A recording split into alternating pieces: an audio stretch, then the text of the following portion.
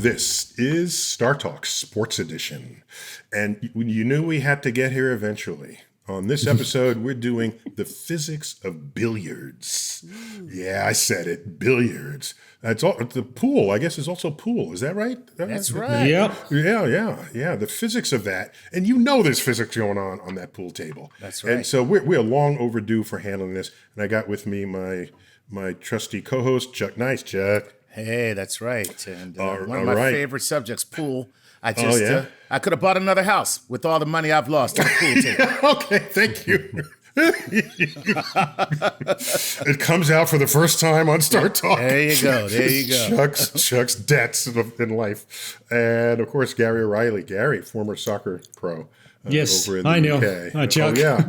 And Gary, I'm always impressed just with your genuine interest in all things that are not soccer. So yes. I'm delighted we have you as my co-host. Well, here. thank you. So we got this in 3 segments. One, we're going to talk about, we titled the Coriolis Impact. Coriolis. There's more about Coriolis coming up. And then we're going to talk about trick shots. How could you not? Okay. And another one about the angles. It's all about the angles on the billiard table. The only time geometry is super cool. Yeah, so when you're in school and you say, I never have to know this again. Yes, you will if you want to become a pool shark. That's right, buddy. There you go. There you go. That's how that works. So before we introduce our pool expert, Gary, give me some background on this sport and this activity. Let's do a brief history, and I really mean brief. So back in the 1400s, the British and the French. Damn. Okay. That's okay. Oh, wow. British. Jesus. And I'm not talking 2:00 in the afternoon, It's right? like, hey, Chuck, can you give us your bio? I was born the son of a sharecropper. The son of a sharecropper. I thought all of billiards began with the movie The Color of Money, right? Yeah. Or whatever. All right. Or Minnesota Fats. Minnesota okay. Fats. Yeah. No, Okay, so here we go. on. We way back. So it starts with the British and the French aristocrats who in the 1400s took lawn croquet indoors because during the winter months it was too cold and too wet. However, the colour of the top is green to match the grass that croquet was played on. Whoa. Right now, the term pool is for pocket billiards that came from America, where tables were introduced into horse track betting rooms. The betting there was often done in betting pools. So in the mid to late 1800s to provide them with something to do between races. Now, here we go. Fun fact. Now Wait, because betting on races is not enough ways to lose your money. Yes, we got to exactly. add some between the races. Okay, that's crazy. We've got to double down on the pain. So now we're in the 1800s. 1835, to be specific, Coriolis wrote a book on the physics of pool, which I know Coriolis. I know you do. Me and Coriolis go way back. Don't you badmouth this man. Okay. No. I think he's got an effect that you like. Yeah. So now, Let me see. It's called the Coriolis Effect. Wow, look at that. there you go. All right, more on that. So this but book, go on. Okay. the book was published in French, but it wasn't translated into English until 2005. Wow. There's your fun fact. So we are now looking at one of the classic physicists, mathematicians with an avid interest, such an interest in the sport of billiards and pool, that he went away and wrote a book. Amazing. Okay, so that kind of gives it a little more respect than what it occasionally gets today. Because when we think of pool halls, we think of shady characters, Yes. and smoke in the air, and somebody about to lose their money, somebody about to get beat up in the back alley, and it cloaks the fact that to be good at this sport, you got to know some science, you got to know some physics, and maybe even a little bit of engineering. And since none of the 3 of us have this expertise, we combed the landscape and we found the spirit of Minnesota Fats. we found Minnesota Slim. Yeah. we found Dr. David Alciatore. No, Alciatore. Did I pronounce your name right, David? Pretty close, unless you want to be true to my Italian heritage and say Alciatore. Yes. Alciatore. Okay, Alciatore. but I know what happened. You spent some time in Texas, and they don't pronounce nothing right in Texas. Yeah. So you're retired professor emeritus. Yes, recently. Recently, yeah, because you don't look old enough to be like emeritus. At Colorado State University, you got your PhD in mechanical engineering at UT Austin. Wow. And okay, here it comes. Ready? Dean and co-founder of, are you seated? Billiards University. Wow. There you go. Wow. Okay. I'm going to tell you something right now, Dave. Sounds a little like Trump University to me. No, it's just a little. It's just a little. We have I'm just saying. I'm just saying. No, he didn't mean nothing wrong by it. He's just saying. We have a line of fine steaks we offer as well. What happened when you were a kid and you said, Mom and Daddy, I'm going to start a Billiards University? I don't know how that would have played out back then, but we'll get into that in a minute. So you've got books on topics as varied as mechanotronics. I love that. Mechatronics, Neil. Mechatronics. Get with the program, man. Get with the program. Excuse me, mechatronics. What's that about? That sounds like robots that'll take over the world. It's a more traditional name is electromechanical systems, which is basically a merge of mechanical and electrical engineering with some computer science thrown in. Right on. Okay, and another book, How to Aim Pool Shots. I love that. And you got your own YouTube channel and Facebook page dedicated to pool and billiards. This is wonderful to have you on the show. I'm happy to be here. Thanks, Neil. Broadening our sense and understanding of all the cool sports that engage people. So we have like a million questions for you. But let me just start out. Any of us who've heard of Coriolis before, whether or not we knew it was an actual person, we heard of the Coriolis force, which is actually in the category of fictitious forces.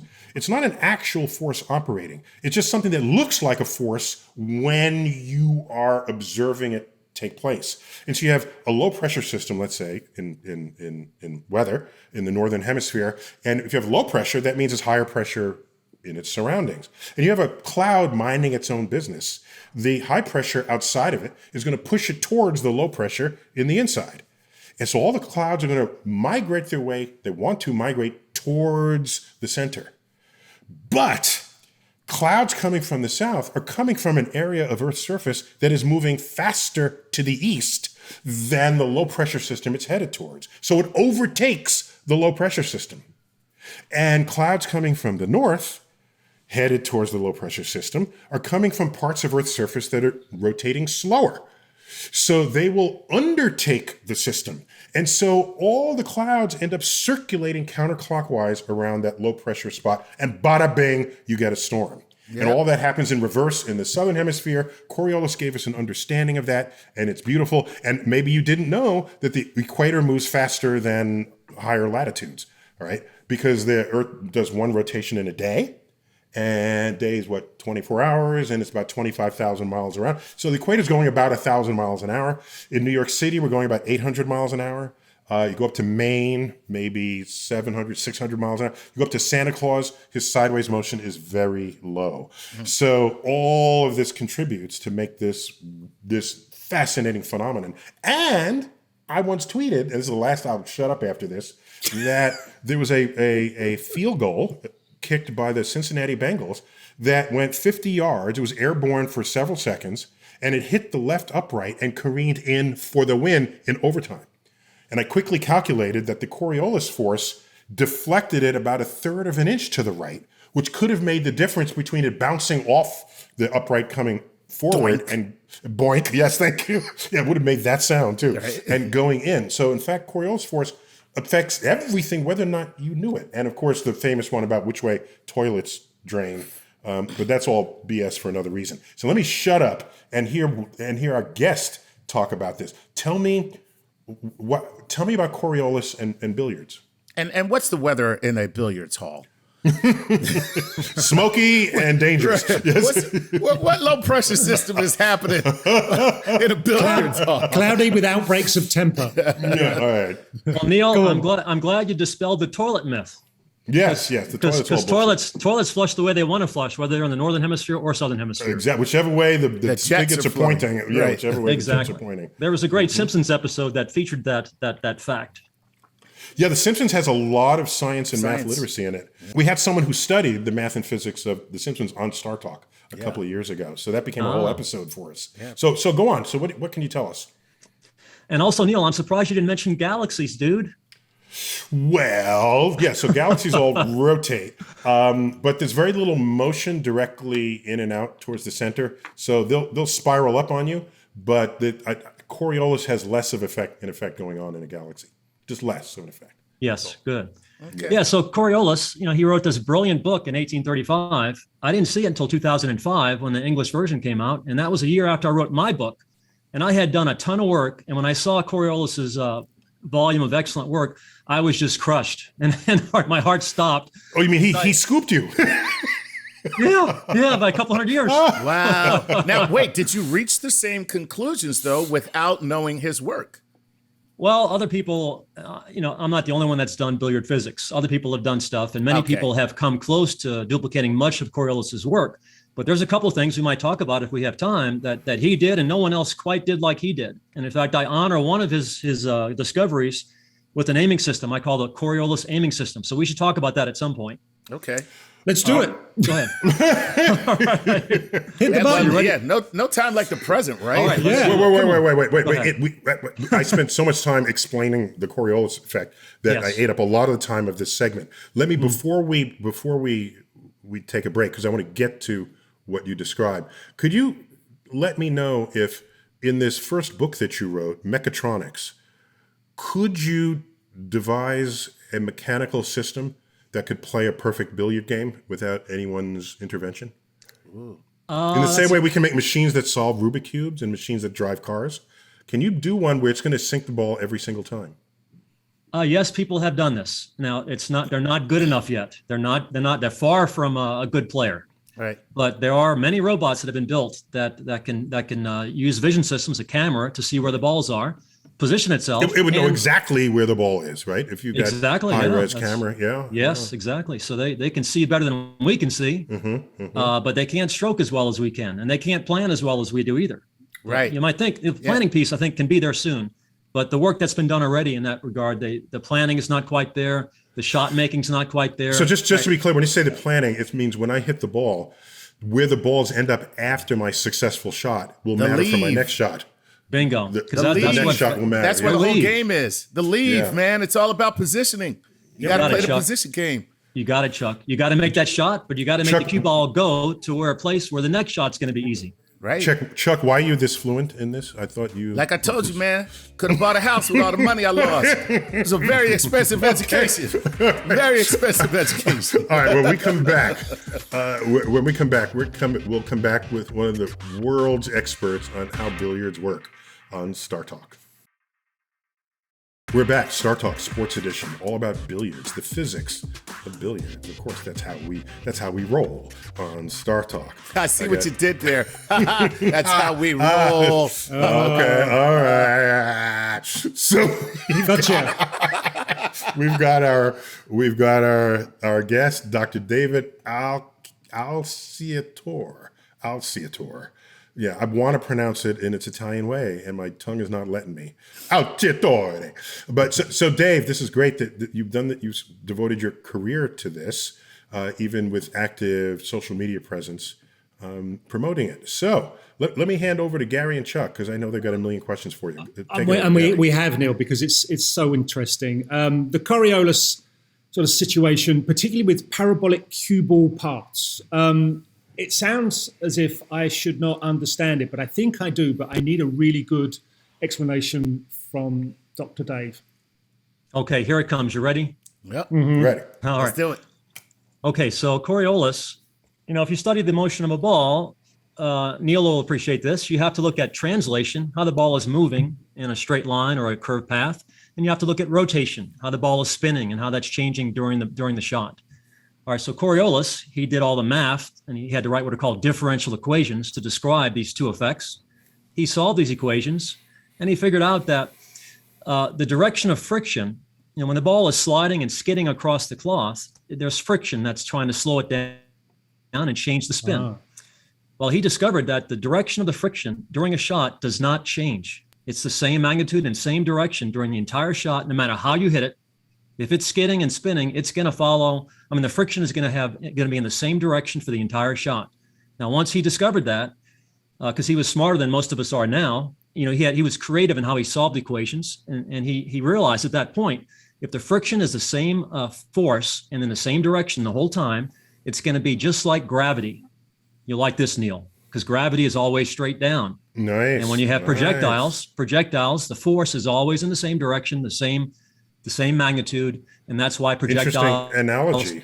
Follow a parabolic path. So it's the horizontal version of gravity. How gravity works in our environment or here on Earth.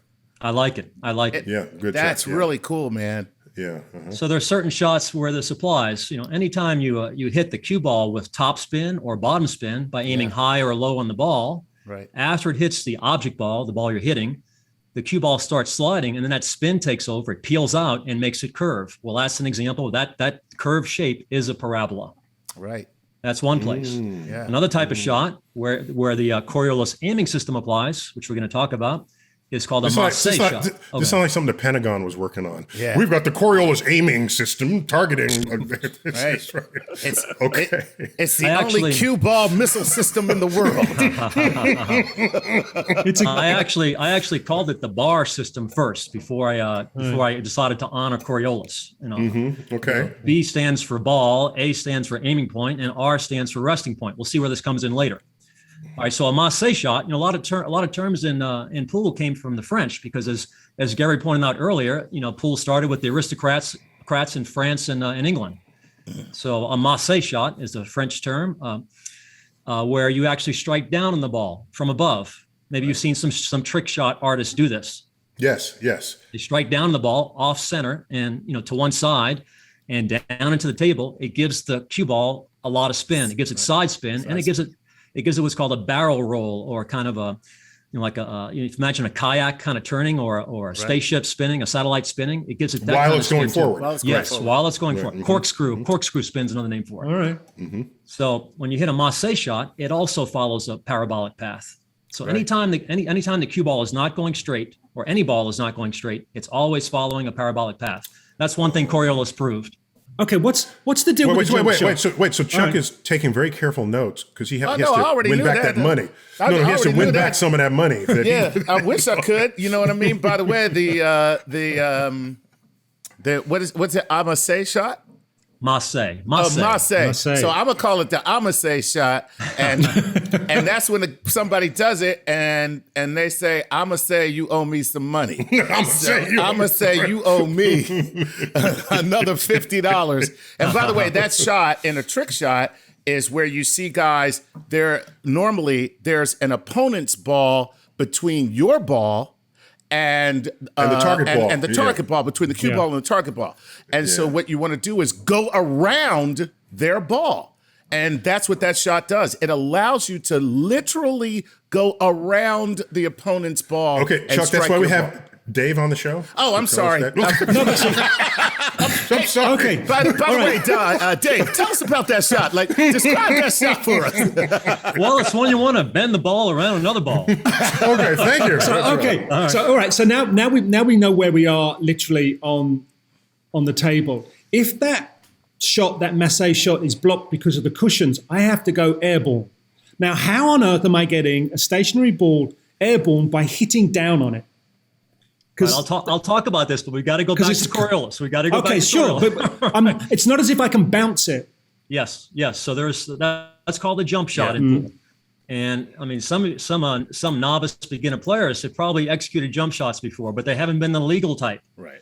The illegal type is where you hit under the ball too low and it scoops up in the air. It's called the scoop shot. Right. That is not legal. All right. For several reasons. One, it can damage the cloth. It's actually too easy to do it. It's very easy to do it if you try. So at some point they wrote rules to prevent that kind of shot and but still allow a jump shot. But now you have to hit down on the ball, and that causes the cue ball to actually compress the cloth and bounce off the slate. The bed of a pool table is made out of slate, geological slate, and slate's one of those materials in nature that engineers have not been able to beat. There's several materials like that in pool. We should talk about that too. So finish Coriolis. All right, so. So that's one thing Coriolis discovered that all paths on the table are parabolic, just like the shape of a reflector in a headlight. Neil, you'll appreciate radar, radar dishes, satellite, radio antennas, radio telescopes. All these things are parabolic shapes. Anyway, I get distracted here. All right. So the other thing. Okay, we get it. Dave loves parabolas. Okay. All right. So let's get back to the second discovery that Coriolis found that I was just blown away by, and that's this Coriolis aiming system. All right. I call it the bar system first. Let me tell you why. So imagine a ball. You're hitting a Masse shot. So you're hitting down on the ball. So you're aiming at a point on the ball. That's the B, bar method. If you project your cue, the direction the cue is pointing onto the table, it's aiming at a point on the cloth. All right, that's A, B, A. All right, now you have to, so that's one line. We have a line that's through the cue, hitting the ball and aiming at a point on the cloth. Well, Coriolis, when he solved all the equations for these Masse shots, I don't know how he did it, but he found a way to simplify the math at the end with some crazy geometry. And he found out that a straight line describes the final answer, even though the equations do not look like a straight line.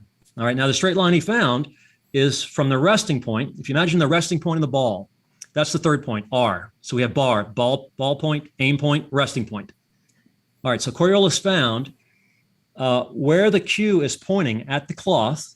If you draw a line from the resting point in the ball to this point, this aiming point on the cloth, imagine that line.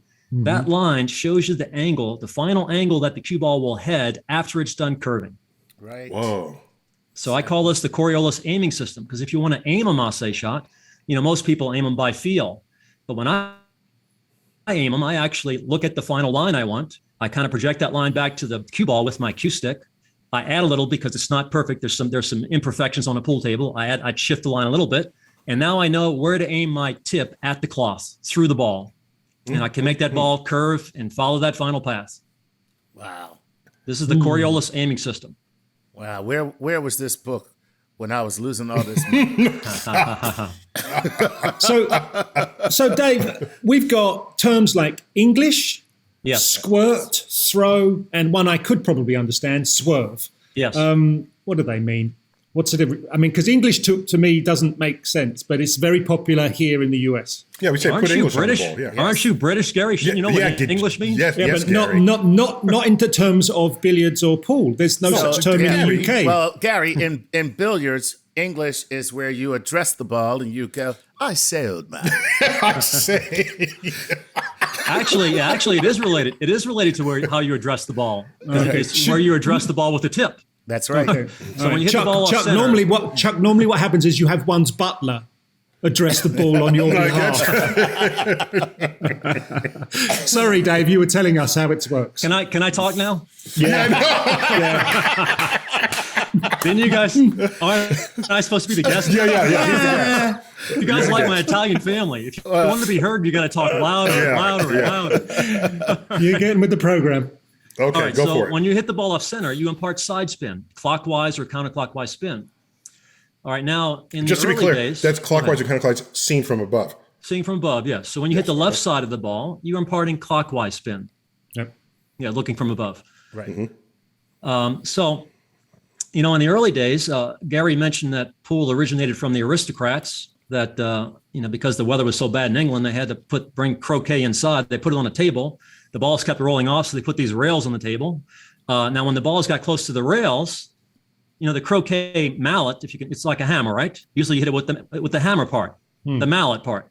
But when the balls are close to these rails they put on the tables, they had to turn it around and hit it with the end of the mallet. Oh. That's where the pool cue came from. Ooh. And for many hundreds of years, that pool cue was just a bare piece of wood, just like the end of a croquet mallet.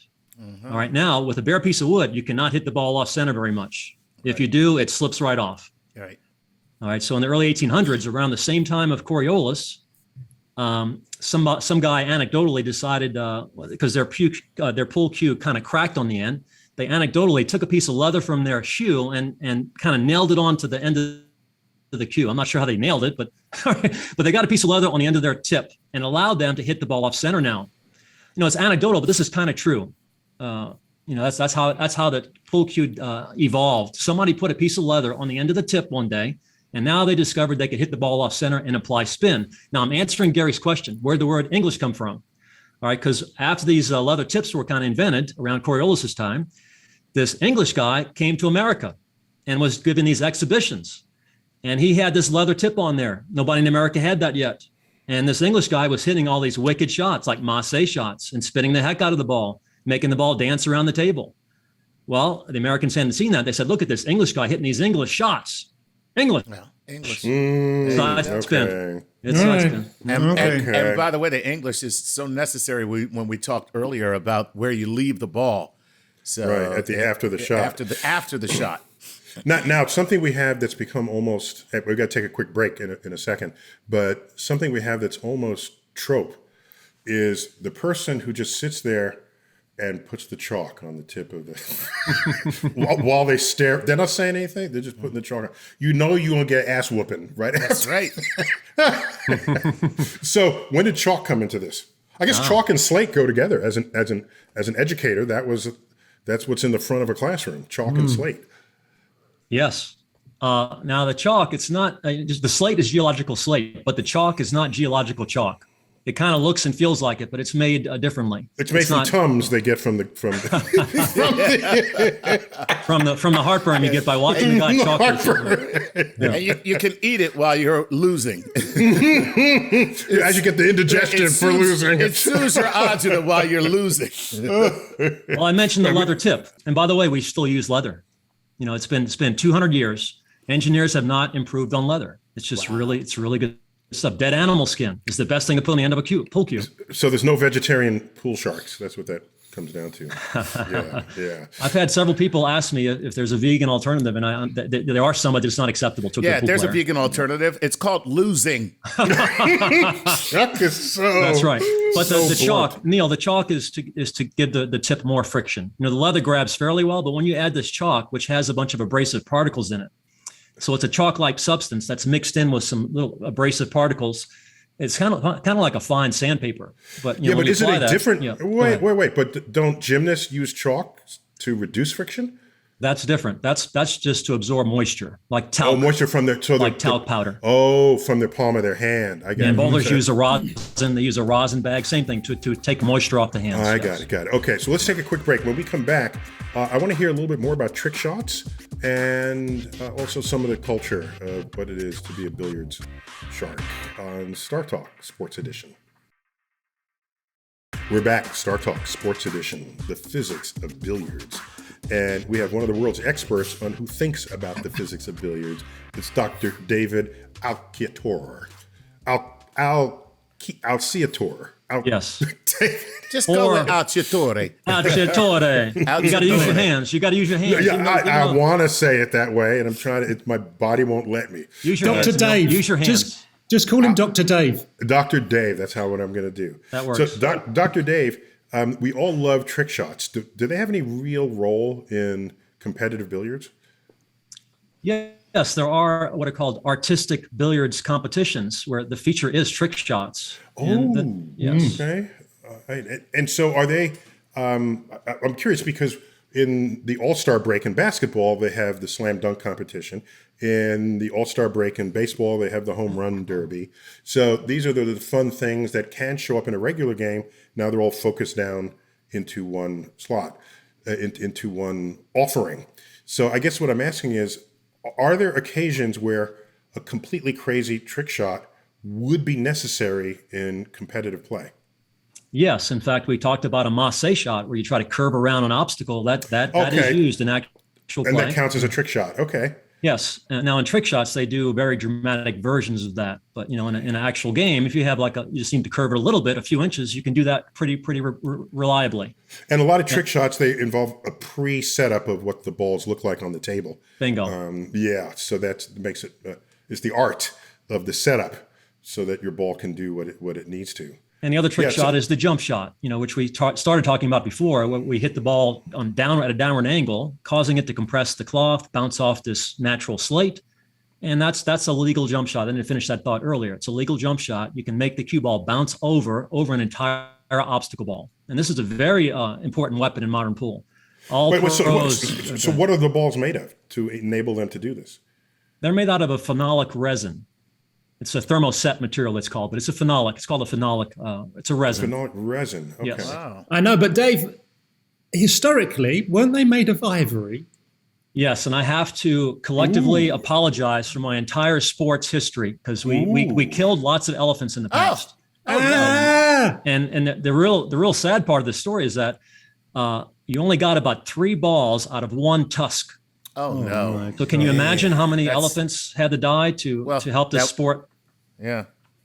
Wow. But now we talked about the slate and the leather tip that engineers haven't been able to improve upon nature's incredible evolutionary feats.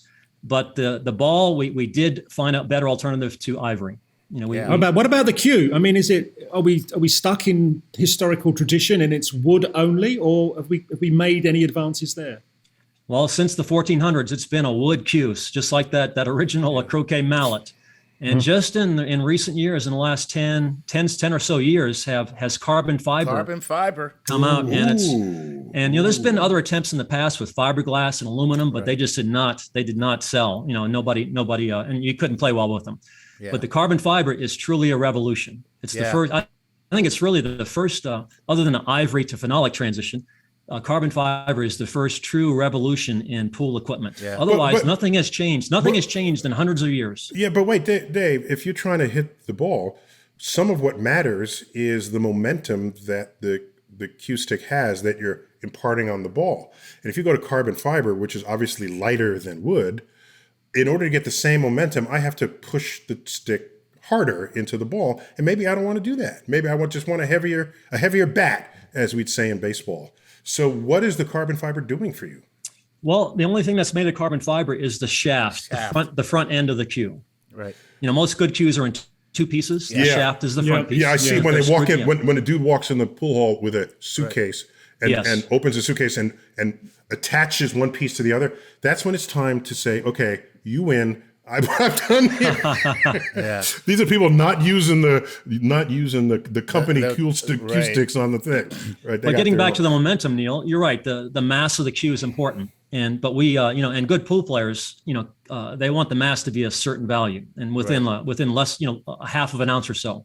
And any good player can tell if that cue is heavier or lighter than their ideal weight. We can tell right away. And by the way, when you purchase a stick, like you just said, Neil, you can mix and match the ounce for the back end so that you can have almost a custom experience for your particular cue.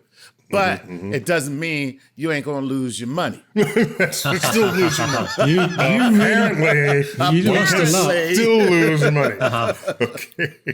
So Neil, when you buy a pool cue, a nice pool cue, it has what are called weight bolts. Like Chuck just says, you can take in or add or subtract these weight bolts from the butt end of the cue. It's called the butt.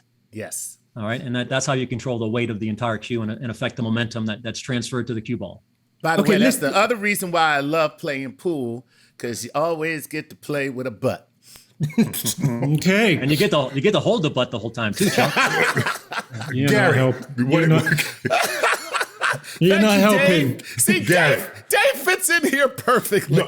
He does. Yes. All right. Garrett. So, okay, from our conversation so far, as Chuck said it quite succinctly, it's all about the leave. But how many shots ahead is a high-end pool billiards player actually mentally calculating? Ooh, yes. That's a great question. We got to say that differently, Gary. How many are they capable of knowing, given the chaos and the randomness of what happens on a this is pool great. table? Go ahead, Dave. Yes. Great question. Question. And by the way, Neil, a good player does not experience much chaos or random. Excuse me. But the answer depends on the game you're playing, partly. So I did want to mention, 8 ball is the most common game in America. Right. Most people know what that is. You have to hit the solids or the stripes first, then pocket the 8. The other common ball game is where the action is, baby. Wait. It's the only game ever where the black thing is last rather than first off the table. Yeah, it's a very racist the white game. ball still controls everything. That's right. It's a very racist game. Very racist game. Very right. Okay, so forgive me for forgetting that fundamental fact. Okay. All right. So the other game is 9 ball. Wait. So you could make inclusionist games where you just invert it. where the 8 ball is white and the cue ball is black. You could do that. Yes, you could. Nothing. You could just do it anyway, right? Who's going to stop you? It's just 1 ball each, right? You just swap them. We could call that woke 8 ball.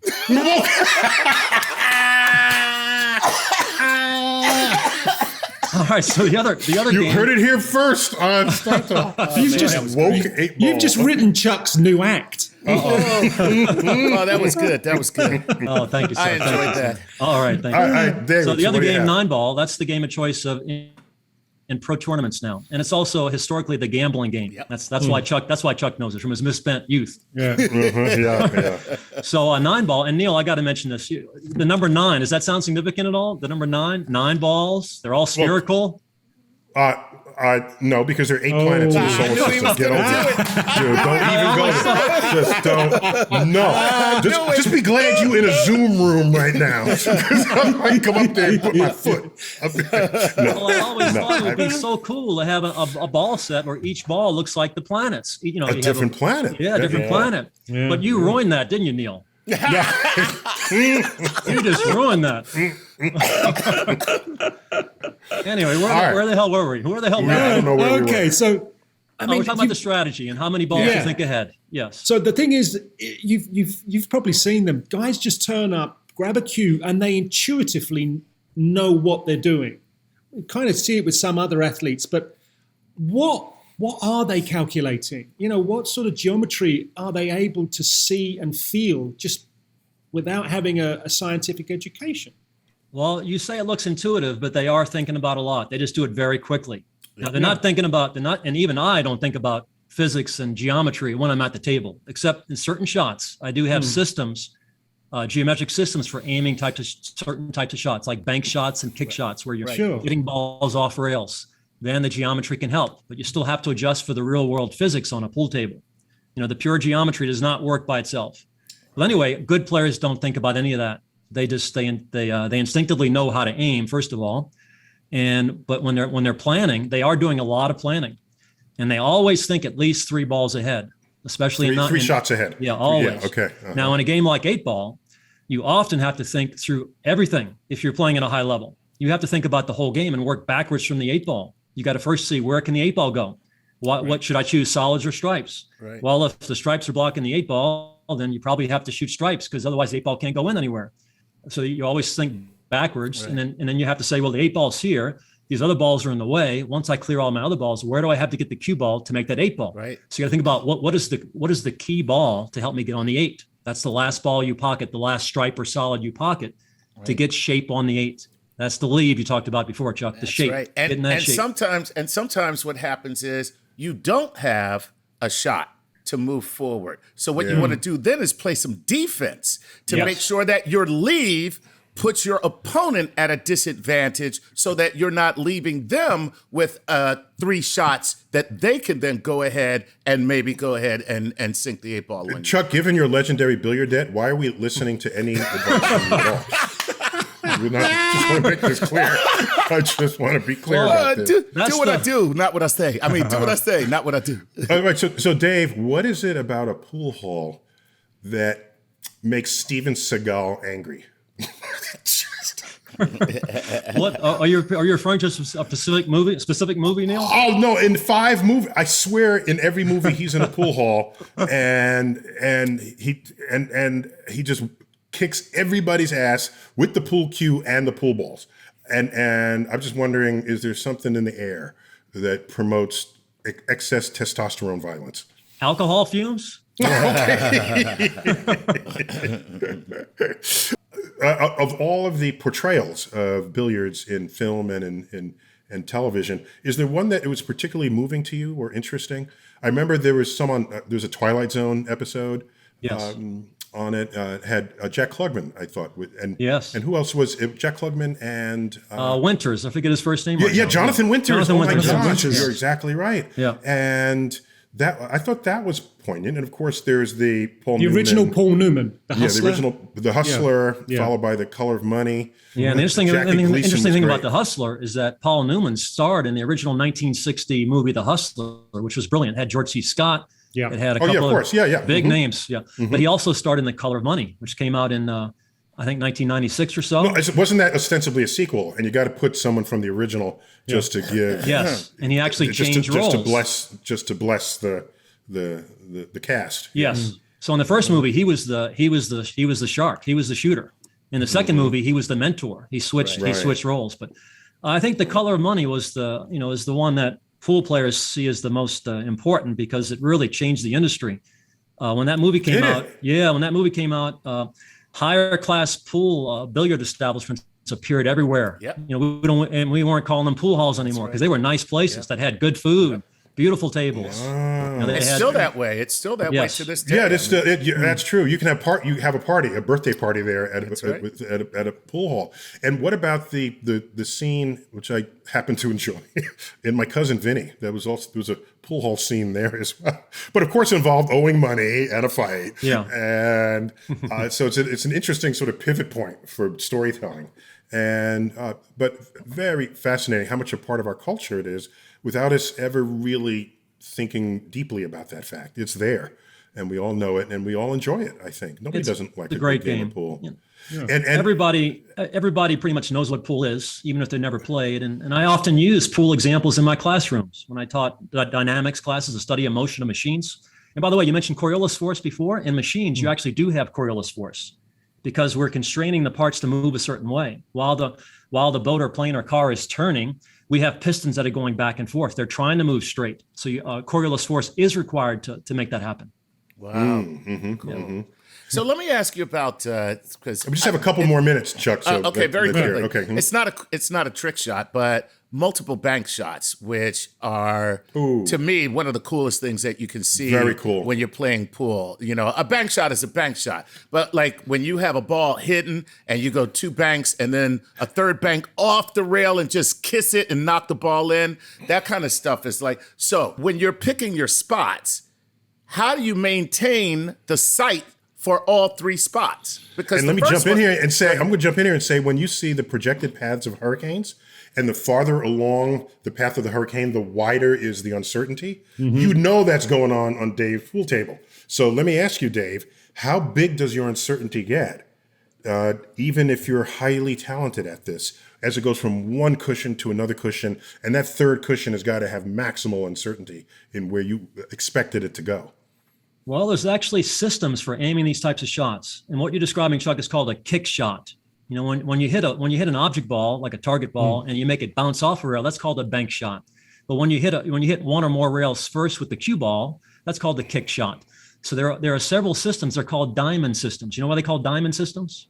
No. Because there's diamonds on the table, on the rails. Yeah. Oh, and that answers your question. That answers your question. They're at the between points of the pockets. Actually, right. Yeah, is that what they're there for? I always wondered. Oh, yeah, that's what they're there for. Yeah. That's what they're there for, to help aim certain types of shots. And that's what you focus on. You focus at where you're shooting relative to the diamonds on the first rail. Okay. Now these diamond systems, they were developed many years ago, hundreds of years ago. Yep. And when we had this other game called Billiards, we talked about pool is pocket billiards. Our tables have pockets in them, but the original Billiards had no pockets. In fact, I don't know if you know the musical The Music Man. You know that? Yeah. Right here in River City. You got it right. We got trouble. You know what? And that starts with T and that rhymes with P. That stands for pool. That stands for pool. The whole theme of that musical was that. Chuck, very good, Chuck. Good job, Chuck. I'm impressed. Yeah. So the whole theme of that musical was that this billiard parlor, which was a very gentlemanly game, because there were only 3 balls on the table, no pockets. The goal is to hit the first ball. And before you hit, and you had to hit the first ball into the second ball. You're hitting a cue ball, and there's 2 other balls. So you hit the cue ball into the first ball. Before the cue ball hits the second ball, you have to contact at least 3 rails. That's the game. Wow. That's billiards. That's billiards. So those folks know their geometry real well. Yes, and they came up with these systems to aim those types of shots. Now, the theme of this musical was that the billiard parlor in town was about to install an American pool table. Right, and that was going to corrupt the youth of the town. So they needed something wholesome.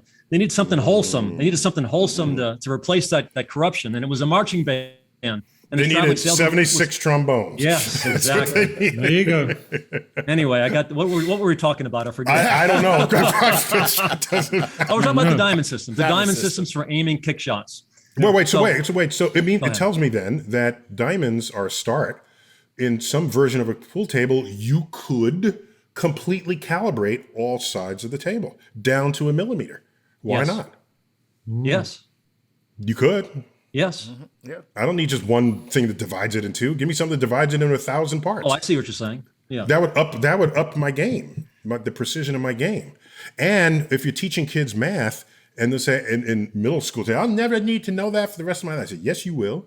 Okay. If you don't want to end up like Chuck, losing all your money. The cautionary tale of Chuck Nice. Well, we only have, we have 8 diamonds on the length of the pool table, and there's 4 on the side. But pool players, we can specify numbers in between those diamonds. So I'll say this is at 1.15, or this is at it's between the first and second diamond. I'll say 1.7. So we can fine tune. And people can learn about fractions and decimals that way too. But anyway, these systems. So here's a little cheat. That we used to do is in between the diamonds. See, you play enough where you would pick it out visually, but if you really can't do that, you go over it, you lick your finger, and you just wet the felt right there in between the diamond, and then that becomes your spot. Ooh, I don't want your spit on the thing. Use chalk, dude. Well, next listen, time. Damn. Yeah, there's too much on the line here to worry about my spit. Well, it's actually illegal. It's illegal to put it's illegal to put a piece of chalk there too, Neil. You can't. Yeah, of course. Right. No. That's the other thing people do is they put the chalk block down right where they want to. Yeah. You leave stuff there. Even you're still burning cigarette in one spot as you go around. I guess that could work as well. We got to actually land this plane as we try to do. Let me offer some final reflective comments. Any astrophysicist older than 50, never challenge them to pool.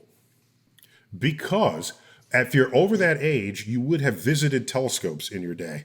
After that, it's remote observing because everything is done electronically now. But at telescope domes on cloudy nights, every mountain telescope has a pool table. And on cloudy nights, you have to be on call in case the clouds part. Everyone is playing pool. We are all badass. Well, we're not world class, but we're better than you think. We're better than average. And so this is an alert for all pool sharks out there. Watch out for astrophysicists. I thought you were going to say never challenge an astrophysicist at pool because they will turn Steven Seagal on you and kill you with the broken pool stick. And throw your body off the side of the mountain and no one will ever find you. Neil, how can we land the plane if we haven't talked about Squirt yet? Okay, so we've done English, and it just seems everybody hates English anyway. But Squirt, where are we going with Squirt? What place does this hold on a pool table? All right. Well, when you hit a ball off center, it does not go straight, which is part of the challenge of using side spin.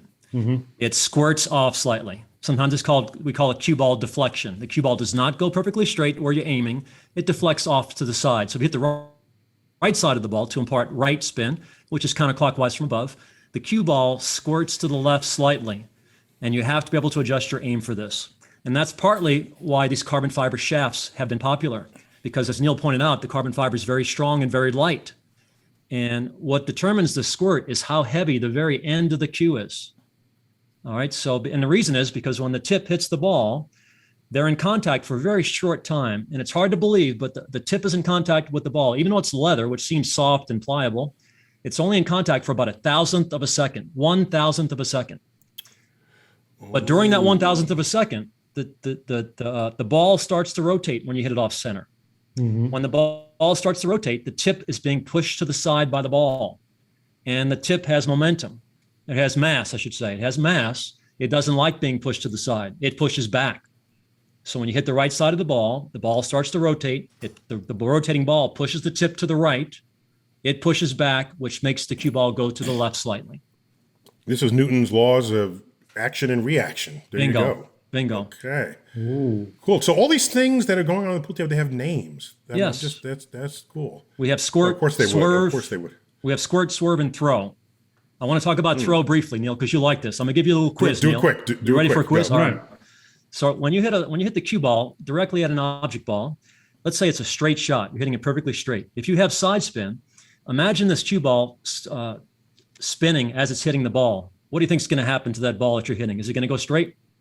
No. Well, it's going to, you're going to impart some of that rotational angular momentum to the ball you hit. That's true, and that's called transferred spin, and that affects some shots like bank shots. But that ball is also not going to go straight. If you're aiming perfectly straight, if you have side spin, it gets thrown offline. Plus, the ball you're hitting is going to be sent spinning in the opposite rotation than the cue ball that you hit. Which can affect, go ahead. Right. It's like two gears. One turns one way and one goes the other. And that's called transferred spin, and that will change the angle that comes off the cushion if it hits a cushion. I think a lot of people would have spent much more time paying attention in their geometry class and in their physics class had they known about your pool tables. Yeah. I'm pretty sure. So tell us, where do we find you online? We know you have. Where do we find you on Facebook? Yeah, if people want to see some videos that demonstrate a lot of this stuff, I have a Facebook page. It's Dr. Dave Billiards. I have a YouTube channel, Dr. Dave Billiards. I have a website, drdavebilliards.com, where I sell my book, my videos, T-shirts, all kinds of stuff. Cool. I have another website, which is probably of the most interest. It's billiards.colostate.edu. That's all free stuff. I have thousands of videos, thousands of articles, or hundreds of articles I've written for a billiard magazine. Okay, so that's your academic pivot point for your whole for your life's output. Very good. I have a lot of physics and math analyses that prove everything at the pool table. So that's might be of interest to you, Neil. Yeah. Yes, definitely. And to educators. Yes. Yep. Yeah, and educators. Because a big challenge in modern times is how do you make everything relevant? And I think no one will walk by a pool table the same way again. Maybe even Steven Seagal say, wait, well, let me calculate the angle on this. Instead of knocking out your teeth. How about we just play a game, okay? How about that, guys? Let's see if I can make some teeth squirt out of that bum's mouth. All right, we're actually done here. David, it's great to have you on, and I'm always pleased to learn that they're complete experts in things that we don't otherwise think would have experts or would even deserve experts, and there you are bringing the science down to earth. Thank and you, that's what we try to roll here on StarTalk. Gary, Chuck, always good to have you. A pleasure. Chuck, now I understand, Chuck, why you keep asking for a raise. It's to get out of debt. We'll visit you in prison, Chuck. All right, all right, guys. I'm Neil deGrasse Tyson, signing off for StarTalk. As always, keep looking up.